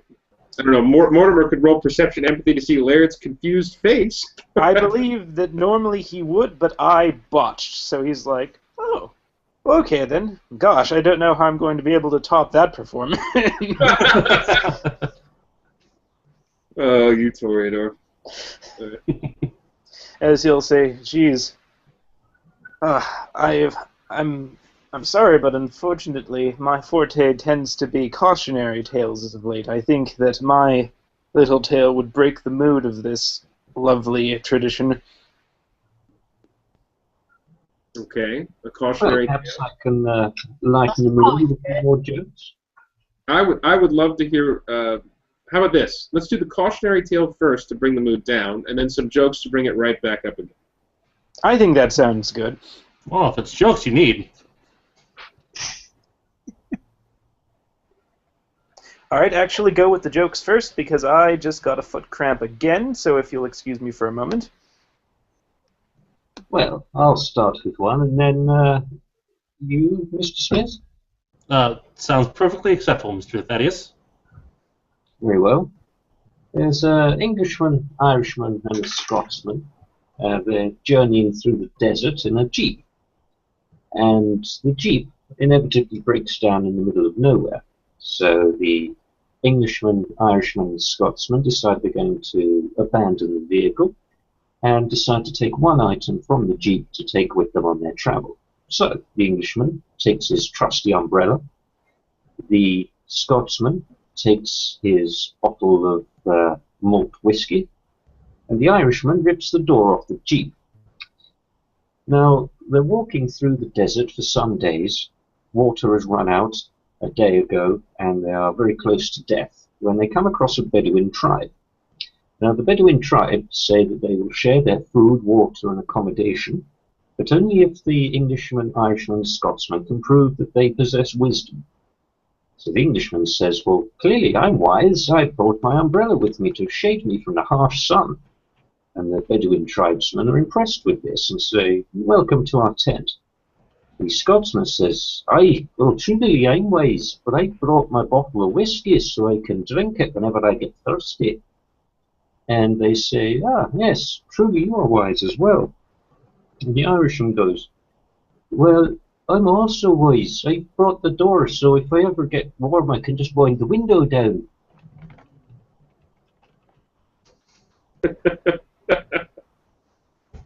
Let's laugh at this. You know, Man. That is what we used to call my day at Grona. That was a good one. Change. Also, my little episode is done now, so that's a great icebreaker for this cautionary tale. all right. Well, then I will save a string of one-liners to bring things back up after your cautionary tale. All right, then. This is the story of the huntsman. A long time ago, a huntsman lived in a wood cabin far in the wilderness with his wife and daughter. It was a hard life, and he had to work very hard at his trade. But it was a good life, because he had company and love. Then one night, during the full moon, he awoke to a startle. A beast had broken into his home and slain his wife and daughter. And before he could take action against it, it had fled into the night. In his rage and his grief, he swore right then that if it would be the last thing that he would do, he would hunt down this beast and exact revenge. And so he took up his axe, his bow, his gear, his food, his water, and he went out into the wilderness and followed the beast. But no matter what he would do, the beast was always able to just be slightly ahead of him. When he would try to hunt it from afar, it would hide in the bush. So he abandoned his bow, because it would do him no good. Whenever he came close to the beast to swing his axe at it, it would quickly and nimbly dodge out of the way, since it would take him time to wind up his attack. And so he tossed away the axe. He would go for days, but would have to rest, and so he would abandon his gear. And eventually, when he would almost catch up to it, it would be able to just stay out of his grasp, because it would run on 4 legs instead of 2. So he did the same. And after years passed, he finally tracked down the beast to its lair. And there he saw that it had pups. And so while the beast was out, he went in and he ripped them apart. So when the beast came back, it was as furiated as he was at the atrocities that it had committed against his family, and they battled. And in the end, the huntsman was victorious. He ripped out the beast's throat with his own teeth, and then looked to the sky and tried to yell triumphantly, but found that he couldn't. In fact, now that he thought about it, he didn't know how to speak. He had spent so long trying to hunt down this beast that he had forgotten how to laugh, how to love, how to speak, how to do everything. The only thing he knew, the only thing left to him, the only thing that he could do was look up to the moon and howl.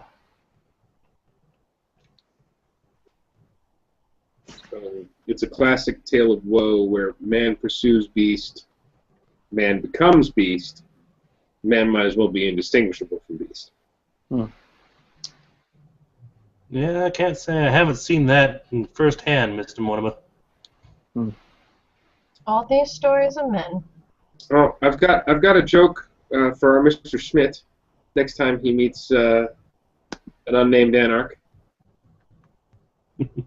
Oh, this is going to be good. Never argue with an idiot. He'll drag you down to his level and beat you with experience.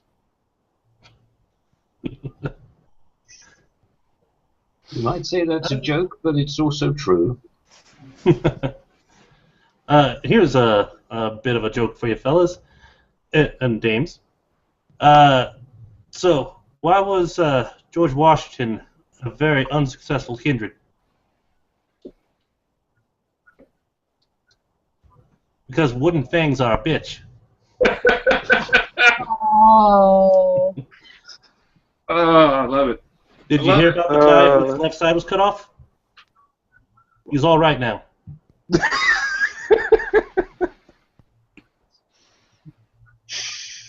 What do you call a gnome who lives in the city?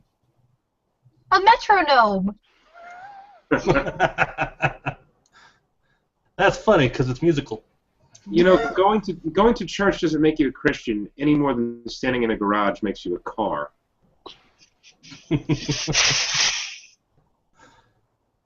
You know, I think Mr.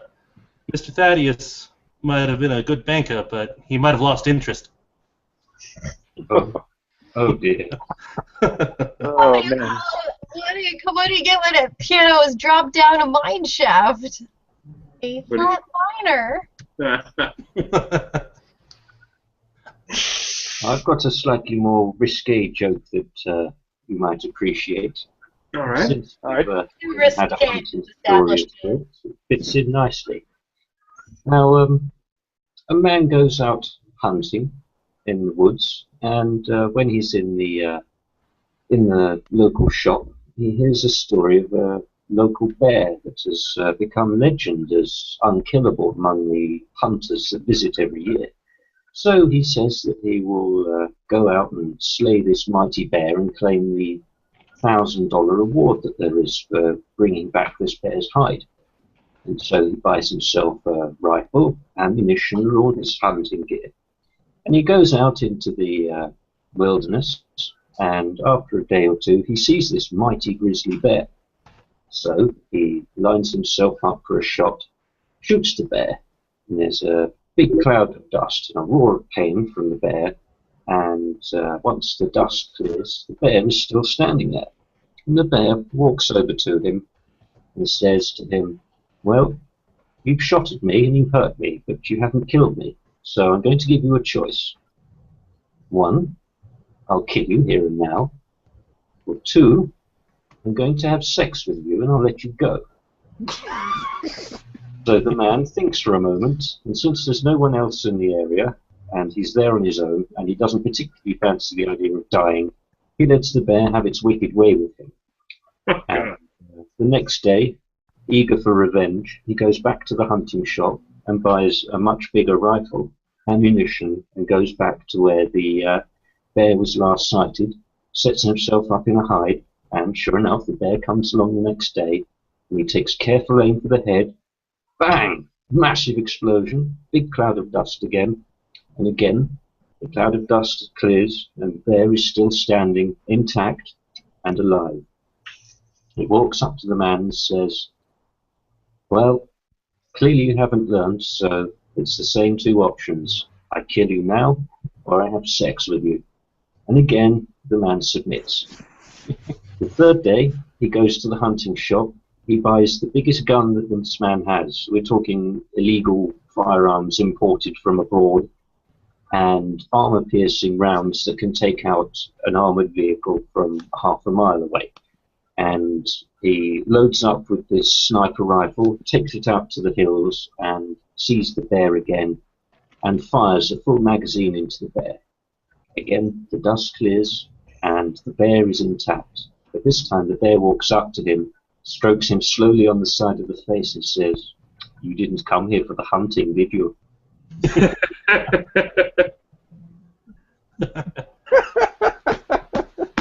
Great. Great. Well told, Mr. Thaddeus. Well Oh, told. that is a groaner. You guys are great at groaning. That makes me wonder. No, that was one that I heard in boarding school.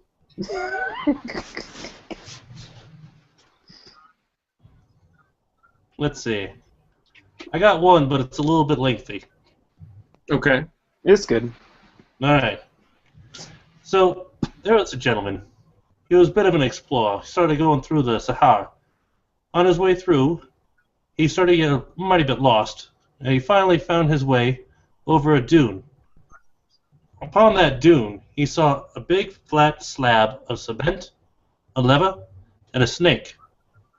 So he walks up to this snake, because, well, hell, if he's about to die, he wants to know what the deal with this is. And when he's about to touch the lever, the snake looks right up at him, speaks to him in perfect English. "Sir, if you bite that or touch that lever, I'm going to have to bite you, and you'll die." And he said, "Oh, talking snake. All right, I'll leave that question for later, but what about the lever?" And he says, "Well, that lever will destroy the entire world. When the world is formed, I was set here to guard it for all eternity." And he says, "Wow, that's a mighty steep thing to take in, but thanks for giving me the warning, I suppose." And the snake says, "Well, we might as well introduce ourselves." The guy says, "Well, my name's Bob." The snake says, "Well, I'm Nate. I'm wondering if you could do me a favor. Since I'm magical, if you do me this favor, I will grant you a wish." Bob thinks about it and says, "Well, don't have much of a choice? Sure." So Nate says to him, "I have a little daughter. I don't want her to grow up in this nasty desert, so I will send you home, and you will raise her as if she was your own child." Bob says, "Sure." So, using his magic, Nate sends him off with his daughter. The two of them are inseparable. The man stays true to his word, and the little girl snake grows up, has little baby snakes of her own. Then one day she goes up to him and says, "You know, I didn't really know my father. What was he like?" Bob thinks about it for a minute and says, "Well, I will take you back to him. I know exactly where it is." But this time he gets himself a real nice car. Starts driving over these dunes, one after another. And finally, as he starts to crest the last dune, disaster strikes. The brakes go out. He starts swerving to the left, to the right. There's no traction. Finally, he realizes he can only turn the car a little bit once he hits that bit of cement. So the second he hits it, gets traction, he turns to the right and runs over Nate. The little snake comes running out. She looks at him and says, "Why? Why did you kill my father?" And he says, "You know, one day you'll grow up to understand that sometimes it's better late or Nate than never."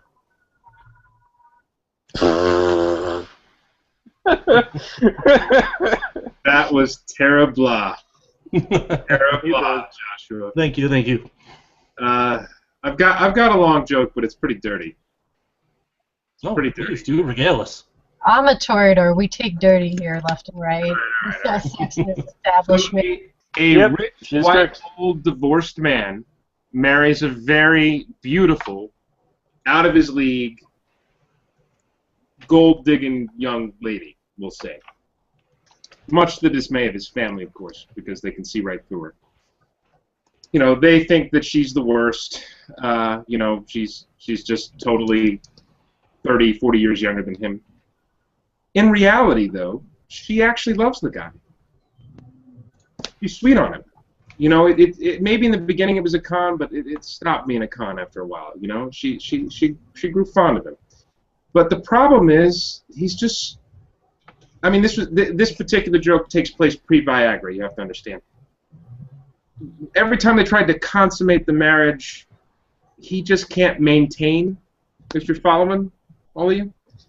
All right. So some months later, he's reading an article in a magazine about a doctor from Argentina who performs a specialized surgery just for men with his particular problem. And apparently the doctor takes a trunk from a stillborn baby elephant, implants it in place of a penis, and, problem solved. But the only problem is the operation costs about $500,000, but this is a very rich, well-to-do, old, vain guy. He just, after seeing that the success rate is nearly 100%, he decides to go for it. He bites the bullet. So he travels to Argentina. He finds this doctor. The recovery takes over like a month and a half. 6 weeks later, he gets home, and he begins to fool around with his wife. She's astounded. I mean, literally jaw to the floor, surprised, after he drops his pants. They make, like, monkey love. They're just all over each other. They're, like, smashing into things. They wreck their room. They break the bed. All right? The trunk does not disappoint, if you feel me. 2, 3, 4 times a night, the trunk is everything both of them could have ever wanted. They have sex everywhere, all hours of the day, and of course, the rest of his family is, again, hating her. Just totally hating her. But his impotence is cured. It takes a long while, but eventually the family realizes that this girl might just love the old man after all, and the matriarch of the family, the man's ex-wife, throws a Christmas dinner party, inviting them both to come. She's trying to be congenial, even though she fucking hates them both. They're the reason why they got divorced to begin with. Cheating bastard, she thinks. But she's prepared a multi-course meal: turkey, stuffing, potatoes, corn, cranberry sauce, the works. Act. They have conversations, some laughter, some wine is flowing. Everybody's telling jokes like we've been telling jokes. And the old man's new wife is nervous, so she drinks the wine a little too quickly, and her nose is tingling. Her cheeks are flushing. As they sit with the family and exchange stories, everyone marvels at how vibrant their relationship is. They're just tickled pink at the prospect of his ex-wife sitting a few feet away, and the family stops hating on the new wife so much and starts shifting towards sort of, backhandedly complimenting the ex-wife. And she, of course, is also getting a bit drunk. It's all kind of the beginnings of a real debacle. Anyway, the young woman starts to in her lewd drunkenness make some suggestive jokes of her own, and she's missing, the whole elephant trunk penis thing. She's thinking about it. She starts staring at his pants, in the middle of talking while she's drunk, and she even begins to rub his leg, and of course he's responding. He's an old man, but he's not dead. So the trunk begins to rise, and she pulls the tablecloth right over his lap and unzips his pants while they're both just talking with everybody as if nothing's going on. She starts stroking him, slowly, and then suddenly the trunk bursts out from under the tablecloth and reaches up onto the table, grabs a potato, gripping it firmly, and swings back down under the table with a whoosh and a thud. Suddenly, it's just dramatic. Needless to say, conversation is sort of killed, right? Everybody just is shocked. They just saw an elephant trunk grab a potato, and it probably came from that old geezer's pants. Basically, they're all squinting at him, and they're all a little astounded at what they've just seen. And he's just there with a pained, confused look on his face. He's not sure how to explain it. So his sister says, "What in God's name just happened here? What the fuck was that?" And the man's ex-wife blurts out, "Oh my fucking God!" Like they're all shocked. And the new wife tries to calm them down. She's asking everybody not to panic. And then finally, after a few minutes of everybody just sort of muttering, and the man stands up and says, "It's my new penis. It's the trunk of a baby elephant implanted where my old penis used to be. And I'm proud of it." They're all shocked, of course. But then the young nephew, little boy, the age of 10, says, "Do it again! I want to see it again!" And, he's shaking his head. I don't think so. It's not, and he's trying to pull up his pants and everything, But everybody starts looking at the little boy, and then they start looking at the man, and they want to see it again, too. They all start, pounding the table. Again. Even the man's ex-wife, she sort of gives into it, and I guess she's really drunk at this point. She's not quite as mad as she used to be. "Show it! Do it! Do that elephant thing!" And he just says, "Enough! First, this is extremely embarrassing, undignified, and I don't think I could bear it. But more importantly, I don't really think there's room in my ass for another potato."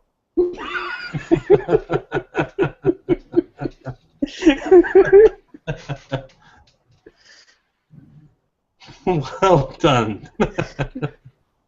Bows a little bit, and he says, Bravo, sir. Bravo. I don't think Did they teach you this in lawyer school before you passed the bar? Are you sure you're not Toreador? I thought it impossible for somebody to tell a joke that dirty unless they're a Toreador. Oh, come on. Venture only pretend to be stiff. Well, some of them are stiff, but that's okay. Yeah, Here's a much shorter joke. It's not necessarily a bad thing. What were you saying, Thaddeus? I couldn't quite hear you. I was just saying, here's a much shorter joke along the same lines. What was the first thing that Adam said to Eve? Stand back. I don't know how big this is going to get.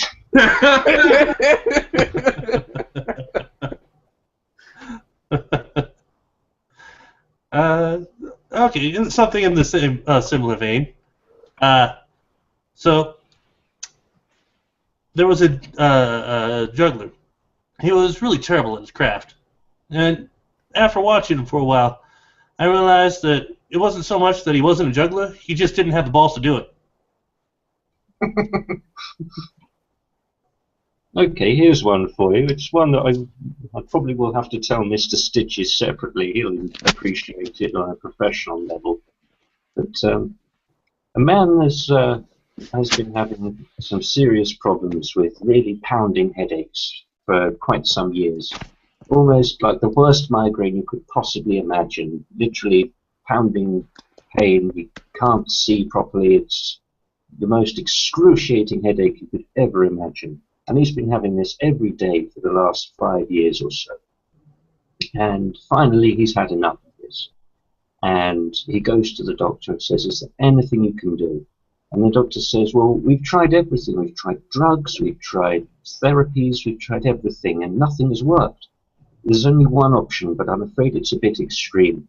And the man says, "Look, after 5 years of this pain, I'm willing to do anything. What's the option that's left?" And the doctor says, "Well, I'm afraid we're going to have to castrate you." And the man says, "Castrate me?" And the doctor says, "Yes, I believe that if we castrate you, then that will stop the headaches, but it's the only option I've got left on the table." And the man says, "Fine, just do it. Put me in as soon as you can, get it done, and if that's the only thing that will ease the pain, so be it." So sure enough, he attends the hospital and undergoes a castration, and understandably is quite miserable for the next day or two, with the pain in his head being replaced instead by the pain where his testicles used to be. But the headaches have gone. He's no longer suffering the headaches, and he takes that as a bonus. And he decides, as all English gentlemen do, that when you're feeling down, you should go and buy yourself a new suit. So he takes himself to Savile Row, and he finds himself a nice, expensive tailor, and goes inside and talks to Jeeves, the chief tailor inside. And he says, "My good man, I'd like you to make me a suit, the most expensive suit you can." And he goes, "Ah, very well, sir, certainly. Pinstripe?" Of course. And he eyes him up and down and goes, "You're a 34-inch chest?" And the man says, "I am. How did you know that?" And he goes, "Well, sir, I've been plying my craft for some 20 years. I'm an expert, and I can size a man up instantly just by looking at you. And you're a 36-inch waist?" And the man goes, "No, I'm a 32-inch waist." And the man goes, No, you're not a 32-inch waist. If you were wearing a 32-inch underwear, it would pinch your balls and give you really bad headaches." Not bad for a Nazi, I gotta admit. 34 chest. If I'm a 34, like he's got to be a scrawny ass man. I'm at a crossroads here because all I can do is go dirtier. I have a less dirty joke. Here, go dirty. And she takes the blood and is like, "Oh." Well, I have a joke, but I'm afraid it will be lost on Joshua Smith. I won't tell Jacob. What? No. This is a more modern joke. I fear that you wouldn't get the translation, I suppose. That's quite all right, Mr. Mortimer. One day I might look back on it and have a good chuckle. Well, it's a joke that you can switch around some of the characters in, but have any of you heard the joke about the world's smartest man? No. It better not be a joke about me. No, not at all. It goes like this. A plane is flying over the Atlantic, and on that plane is the pilot, the attendant, Bill Gates, LeBron James, the Dalai Lama, and a hippie. While they're flying over the Atlantic, one of the engines begins smoking, in which the pilot comes over the intercom and is like, "Pay no attention, we're having a little bit of engine trouble, but it's nothing. We'll be arriving there very shortly," and no sooner had he said that engine lights on fire. There is an awkward pause, in which case the pilot comes on the intercom again and says, "Well, I was wrong. We've lost our engine, but don't worry, we have another perfectly good engine, and that should be more than enough to get us to land." And no sooner had he said that engine starts smoking. The pilot is barely able to say anything before that engine erupts into flames too, at which the passengers collectively hear a sigh as the pilot says, "Well, I was wrong on both accounts. Both of our engines are dead, and the plane is going to go down. I've got some good news and bad news. The good news is we do have parachutes for such an instance, but the bad news is we only have 5. One of which is going to myself and the co-pilot. So the remaining 4 of you will have to decide on who has to stay behind in the plane as it crashes. Thank you for flying, and hope you have a pleasant day," at which point he and the co-pilot jump out of the plane with the parachutes in tow, leaving only 3 parachutes left. So the 4 remaining people look at each other. And the first one to speak is LeBron James, who says, "I am the world's greatest athlete. The world needs great athletes. I deserve one of these parachutes." At which points the other 3 look at each other and go, "Yeah, it makes sense." So he gets his parachute and jumps out of the plane. LeBron. The second person to speak is Bill Gates, and he says, "I am the world's smartest man. The world needs great men. The world needs smart men. So therefore, I deserve the next parachute." And so the remaining 2 look at each other, and they agree the world does need smart men. So he grabs one and then jumps out of the plane as well. And so at last, there's only the Dalai Lama and the hippie as the plane is starting to spiral faster and faster towards the ocean. The Dalai Lama looks peaceful and he says, "My child, I have lived a long and full life. You take the last parachute and save yourself. I will go down with the plane." At which point the hippie just smiles at him and says, "No worries, man. The world's smartest man jumped out of the plane wearing my backpack."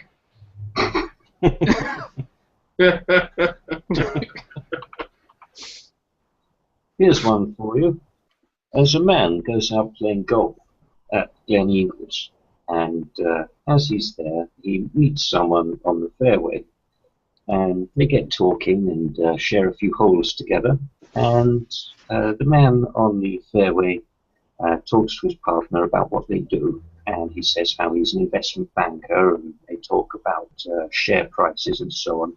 And the other man looks around furtively and says, well, actually, I'm a hitman.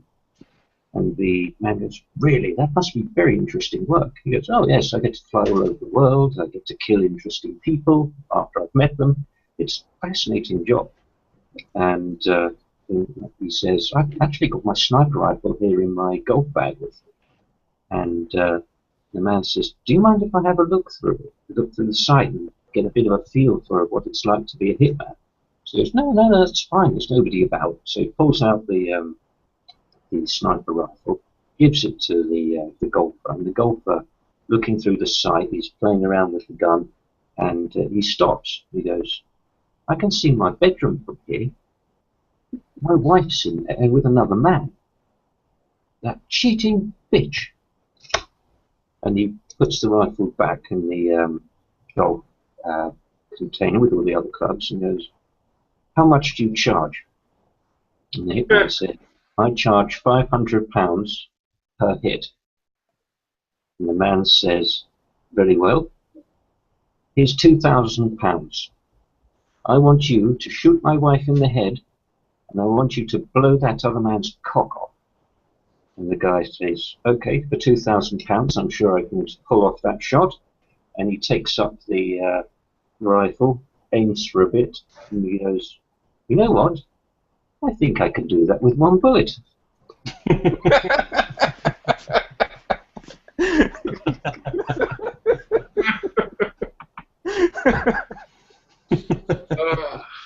All right, I've got one that's kind of out there. Okay. After your last one, I do not think how you could top that one, Larry. Oh, this is way more out there than that one.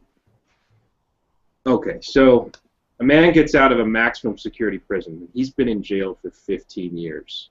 He hasn't had sex in 15 years. 15 fucking years, he thinks to himself as he gets into a cab.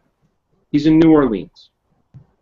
And he knows the neighborhood, and they're driving around, and there's, sex emporium kind of stuff left and right. It's the seedier side of town. And he tells the cab driver, this isn't good enough, man.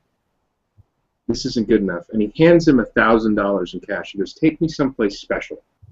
It's been 15 years. I got to go someplace epic. So they drive way out into the bayou.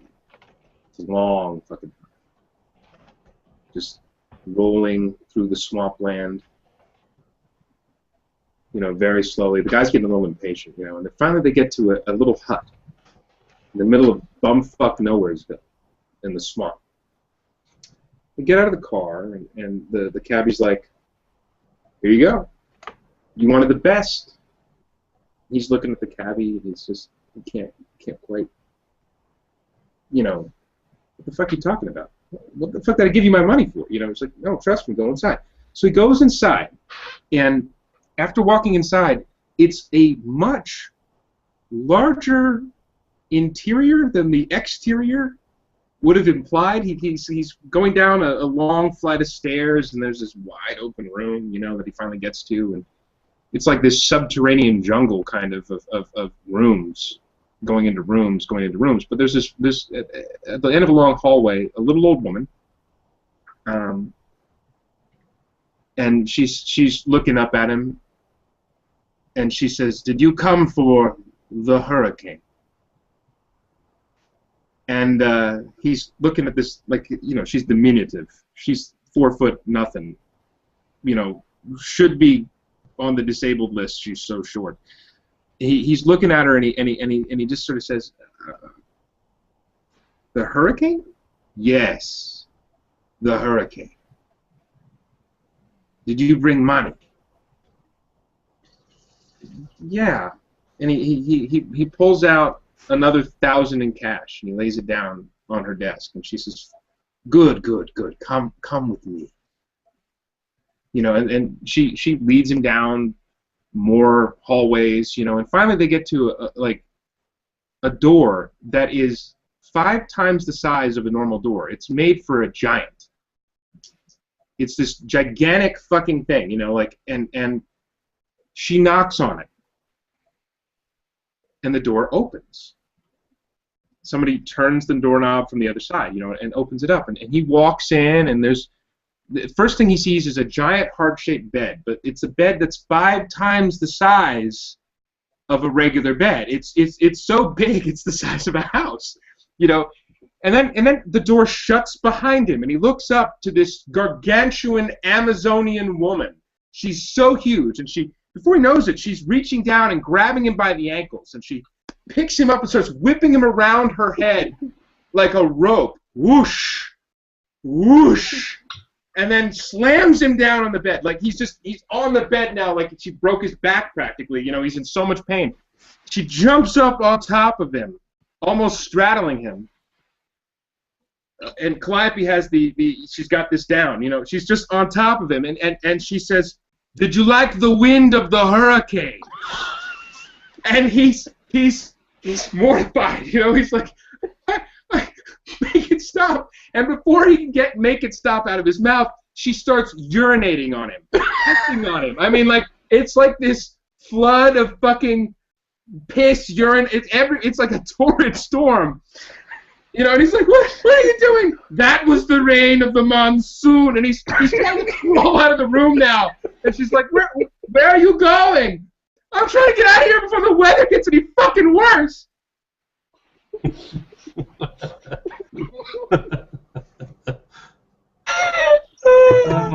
A mudslide. And they call our clan the Deviants. Eesh. Are you Tell me, are you sure you're not a Toreador? Sure. I'm sure. The jokes keep rolling out. James will just take a look at his watch and get up from his seat.